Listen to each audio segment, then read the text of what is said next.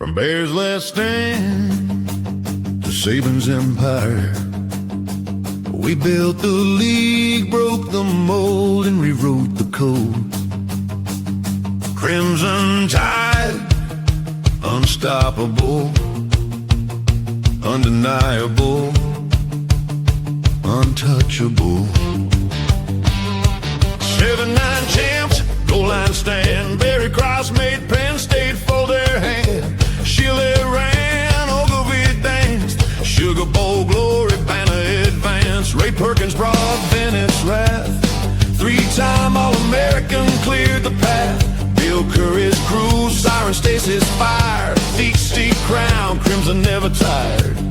Gene Stallings, 92 rain. Teague stripped Miami, left them in pain. Jay Barker, Lassick, Odin Tide. Langham locked down, Thorpe took flight. We're nothing but a winner.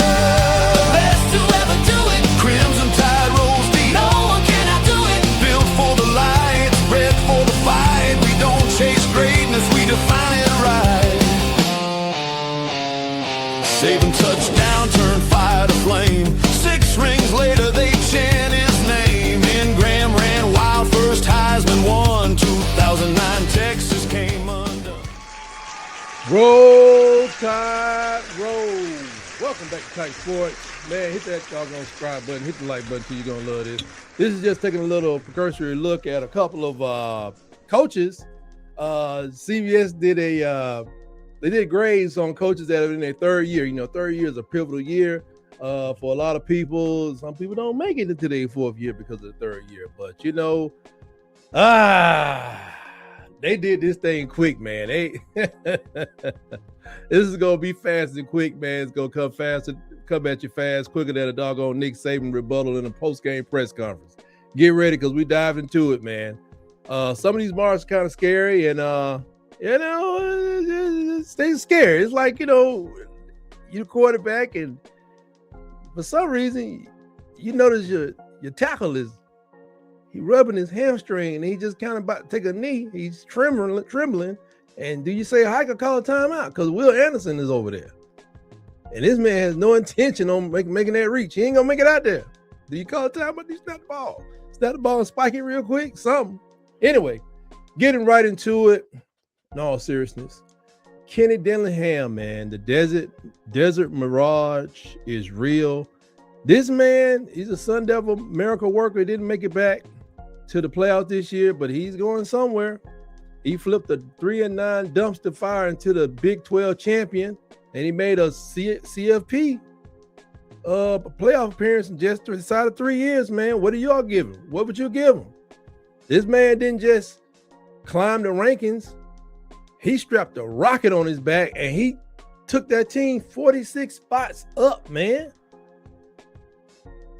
You know, I don't disagree with this one. They gave that man an undeniable solid A. While everybody was looking at the flashy lights in Boulder, to see somebody snapping on it.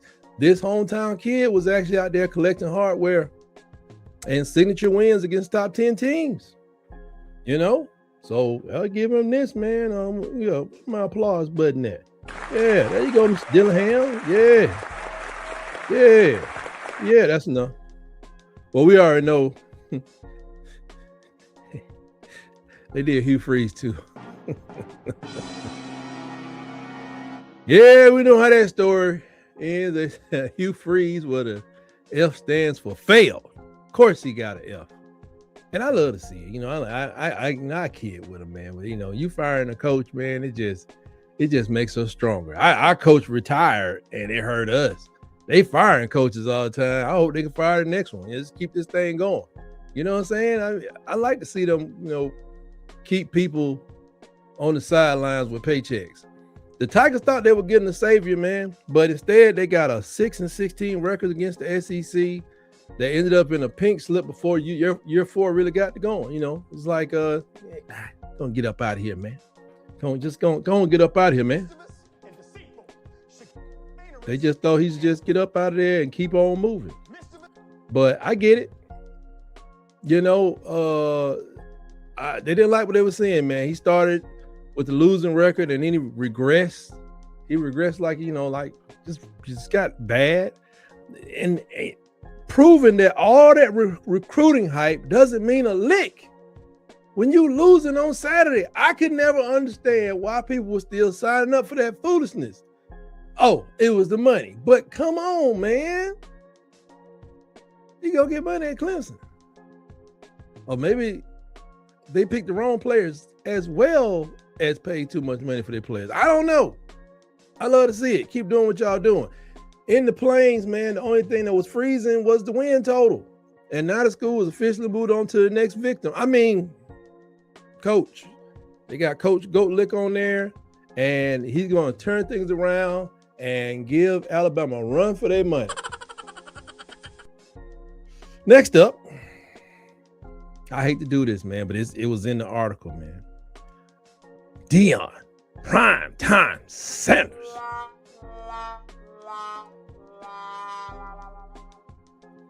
Okay, now these people said, is it prime time or just subprime? I thought that was funny. Coach Prime walks away with a C+. Why? First of all, he still got his job. Second of all, let's remember now where they came from. They wasn't winning too many games. Now, he didn't win too many games last year. He got a C+. It feels a little inflated, but it's like a balloon, like at a 5-year-old's birthday party, especially when they finished 3-9, dog. 3-9, that's bad, man. I didn't even know it was 3-9 until I read this article. Come on, Prime. Come on, man. I always thought a lot of this stuff was shenanigans and stuff, and I told people when he left Jackson State and went over there, I said, I don't want to hear, I bet you won't hear that mystical. I think I heard mystical up in there one day. Look up why I don't too much care to hear mystical around young kids, young athletes. But either way, I said it's going to disappear. And it did. Now, remember, he brought his luggage and the Louis. He got the Louis. But once Shador and Travis Hunter hopped on the train out of town, the Buffaloes looked like a herd of lost sheep.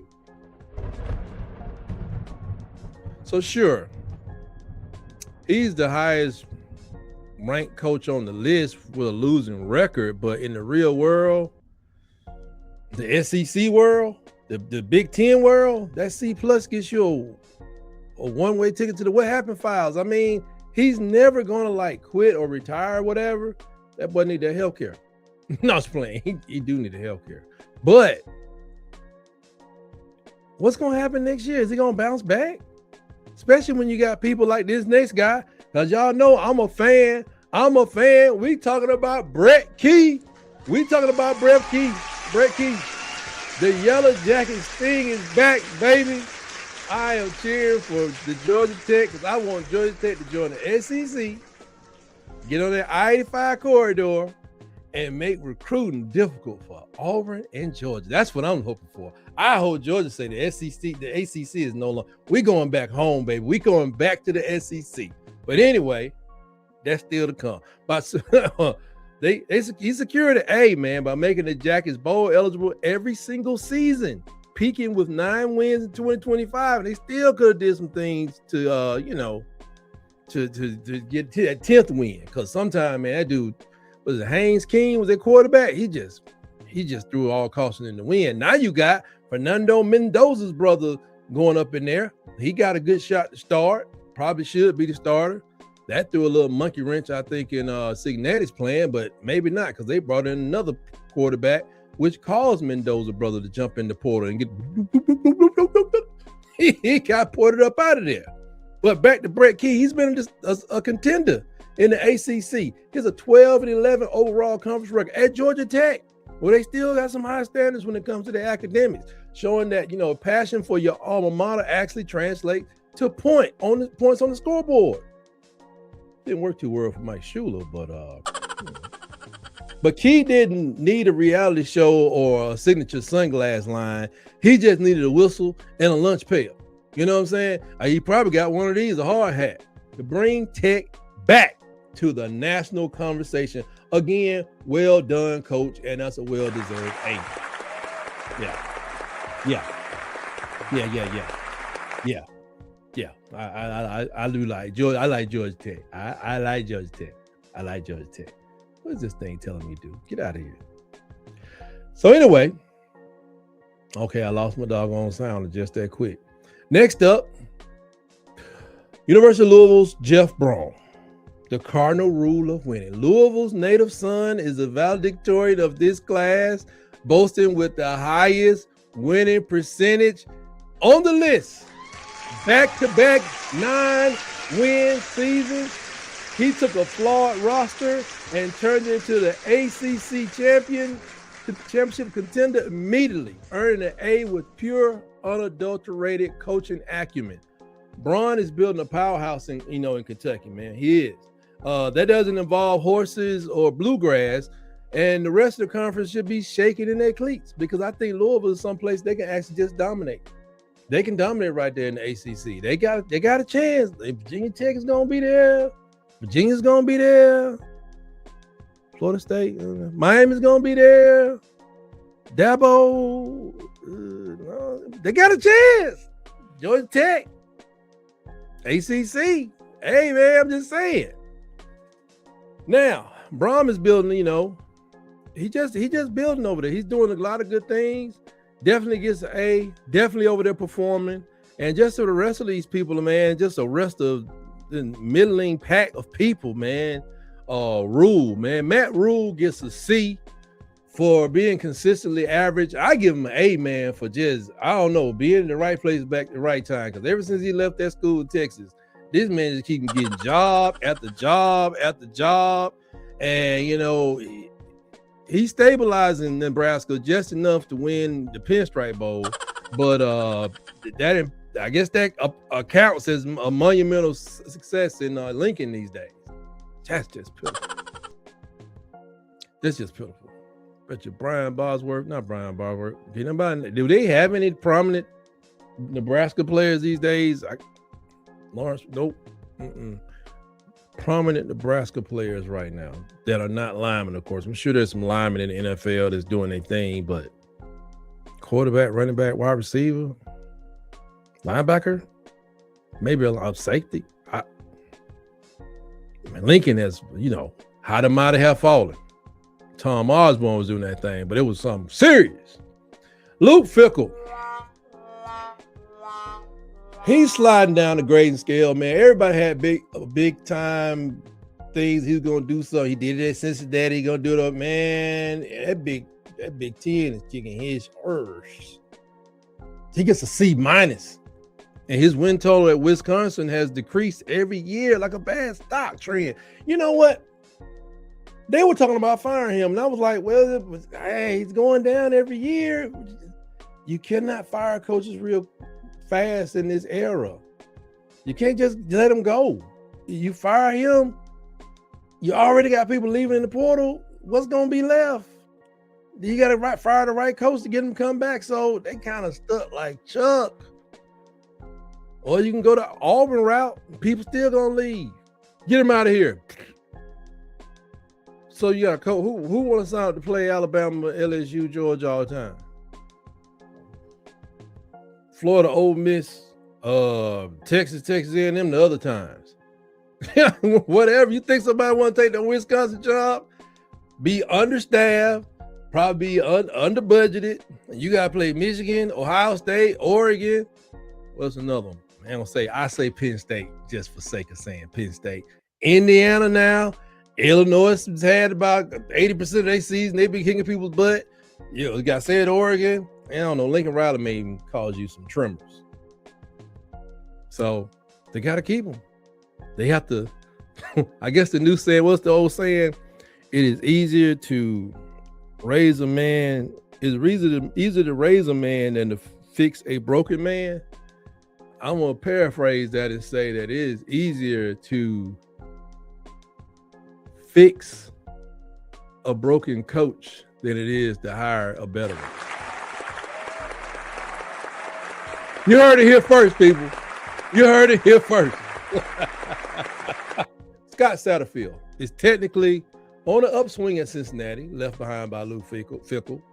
But when you start at disaster, a C feels like you're winning the lottery, man, with a dollar bill. Just put $1 down and, that's it. Now, there you have it. Though the grades are in.